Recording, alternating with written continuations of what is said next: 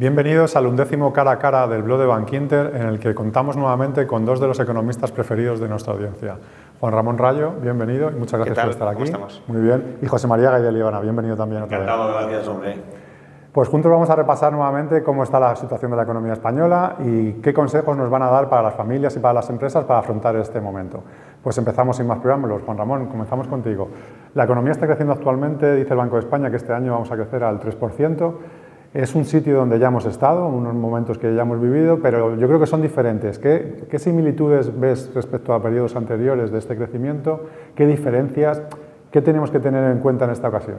Bueno, sobre todo veo diferencias. O sea, hay una similitud obvia y es estamos creciendo al 3 y ya hemos crecido en otras ocasiones al 3, pero lo importante es lo que hay debajo de ese 3%. Si comparamos el periodo actual de crecimiento con el de la era, los años de la burbuja inmobiliaria, hay una primera evidencia que, bueno, tampoco hace falta insistir en ella porque es obvia, que es ahora no tenemos una burbuja inmobiliaria, no tenemos una burbuja generalizada de activos, entonces sí, pero creo que más allá de esa diferencia clara para todo el mundo, hay otras dos que son muy relevantes. La primera es que ahora estamos creciendo sin endeudamiento. Familias y empresas no se están hiperendeudando para invertir en proyectos de dudoso futuro, sino que en gran medida están invirtiendo en proyectos que, como ahora luego comentaré, parecen más sólidos que los de años anteriores y además en gran medida con su ahorro propio, porque no solo invierten, sino que además están amortizando su deuda, lo cual es un logro bastante notable. Y la segunda diferencia es que también, de manera distinta al periodo anterior, no estamos endeudándonos para gastar internamente, sino que estamos siendo capaces de producir y de colocar nuestros productos al resto del mundo. Es decir, no crecemos con déficit exterior, sino que tenemos superávit exterior. Esto lo que demuestra es que nuestro tejido empresarial se ha vuelto más competitivo, por tanto que las inversiones que se están realizando son inversiones más sostenibles y que, por tanto, podemos perfectamente financiar nuestro nivel de vida actual sin necesidad, ya digo, de seguir endeudándonos ni interna ni externamente. Fenomenal. Muchas gracias, Juan. José María, ¿cómo lo ves tú? ¿Esta situación otra vez creciendo al 3%? Sí, hombre, lo veo muy bien y además coincido con Juan Ramón al 100%. A mí me gustaría hacer alguna matización a nivel, digamos, complementario. La primera de ellas es que es un crecimiento en donde tira mucho la demanda interna, por tanto quiere decir que el propio país va tirando. Hay un aspecto que efectivamente, además yo lo tengo comprobado y lo explico muchas veces, el crecimiento del PIB ahora...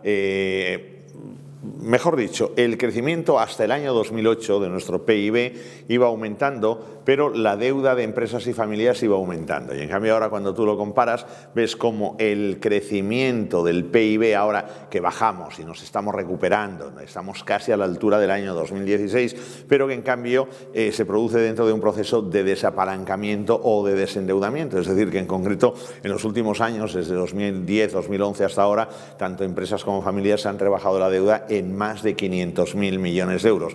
Esto es fantástico, pero esto es en lo que se ha incrementado la deuda pública. Por tanto, quiere decir que nosotros bien, pero los otros no hacen los deberes.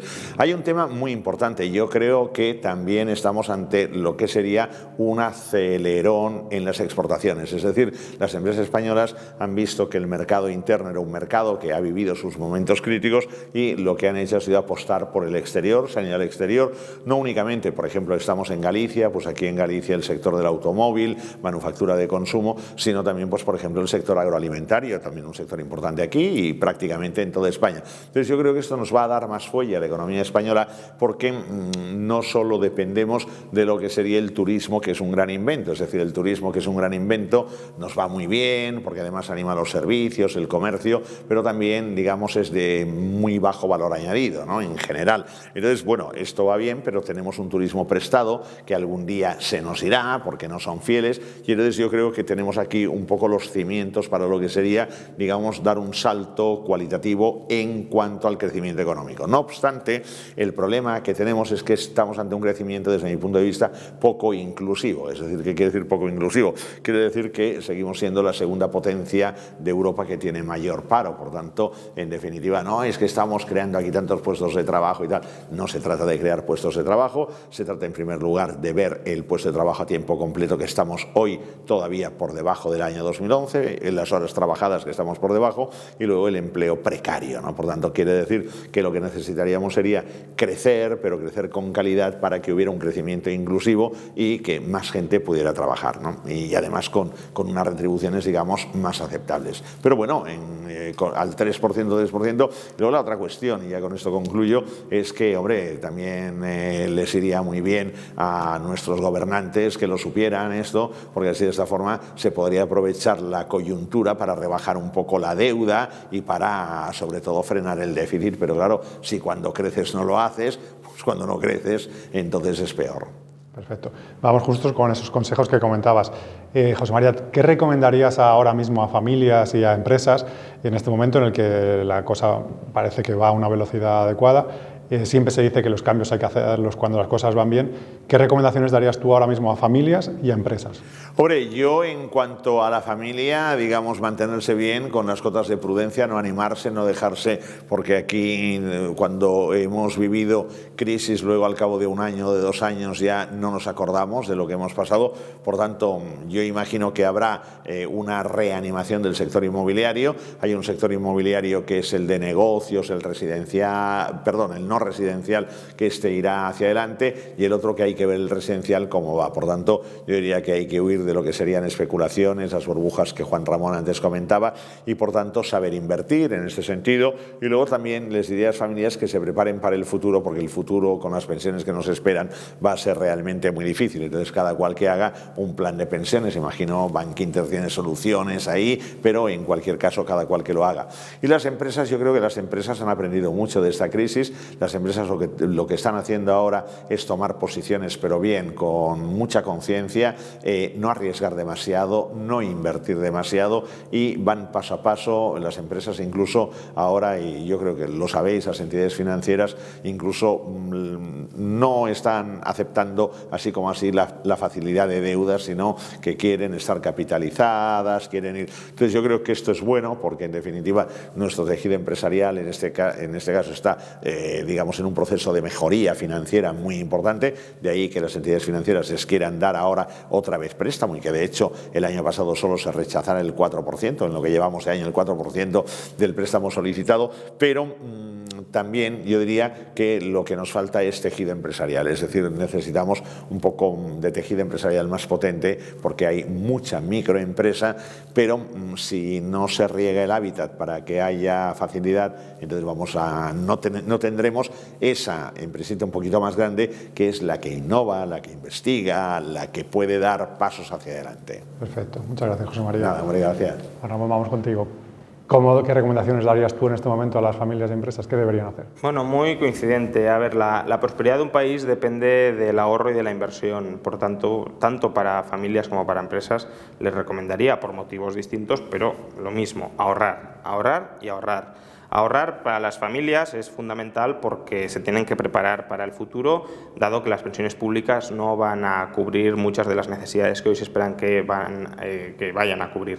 Por tanto, hace falta apartar una parte de nuestro ingreso regular para constituir una cartera de activos tan diversificada como sea posible, en activos de calidad, ya sea activo bursátil, activo inmobiliario, renta fija. Yo ahora mismo sería bastante cauto a la hora de meterme en él, y preparar el futuro.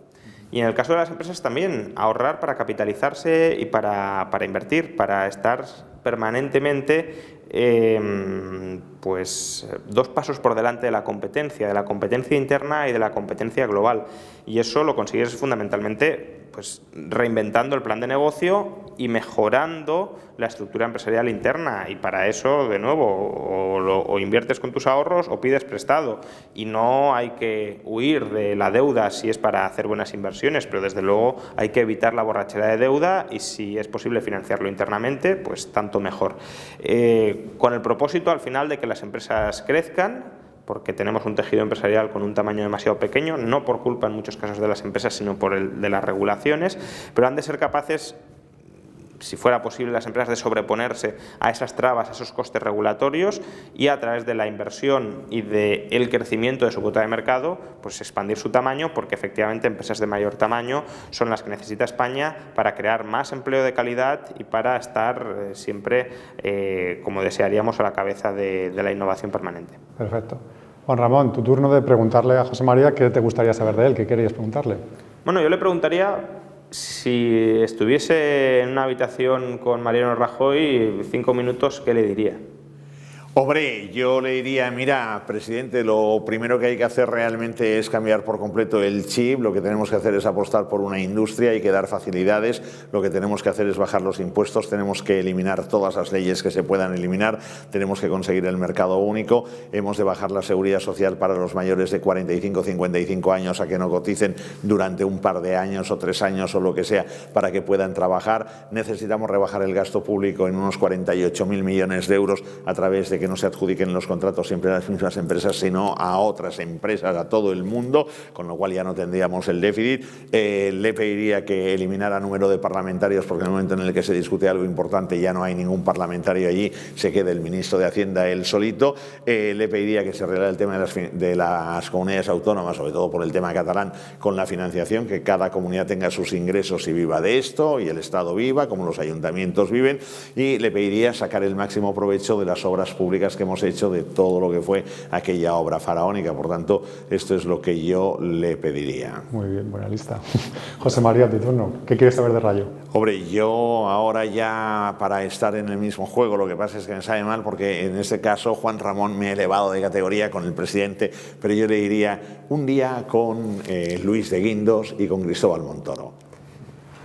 Bueno, yo creo que sería bastante difícil coincidir con Cristóbal Montoro, casi por temas personales, ¿no? Pero bueno, yo lo que les pediría es que, sobre todo a Luis de Guindos, que dice ser un ministro liberal y que cree, por tanto, en una economía de libre mercado, que a ver cuándo demuestra que lo es y cuándo coge el toro por los cuernos y propone un verdadero paquete de apertura y de liberalización de la economía.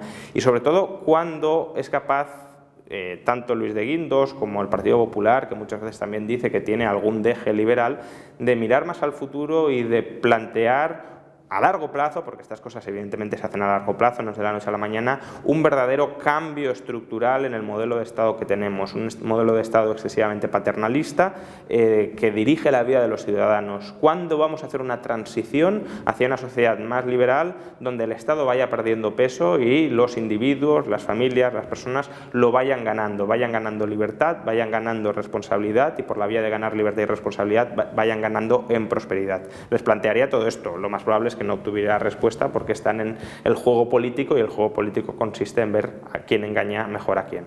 Importante lo que dice Juan Ramón, porque el futuro de España se construye hoy. Y de momento yo no veo que haya construcción para ese futuro. Por tanto, hay preparación de las siguientes elecciones. Exacto, preparación de las siguientes elecciones. Pues nada, muchísimas gracias a los dos nuevamente. Gracias. Tenéis los currículums de ambos en el blog de Bankinter, todos los cara a cara que hemos realizado hasta ahora y por supuesto toda la actualidad económica la podemos seguir siguiendo a través, como os digo, del blog de Bankinter. Muchísimas gracias.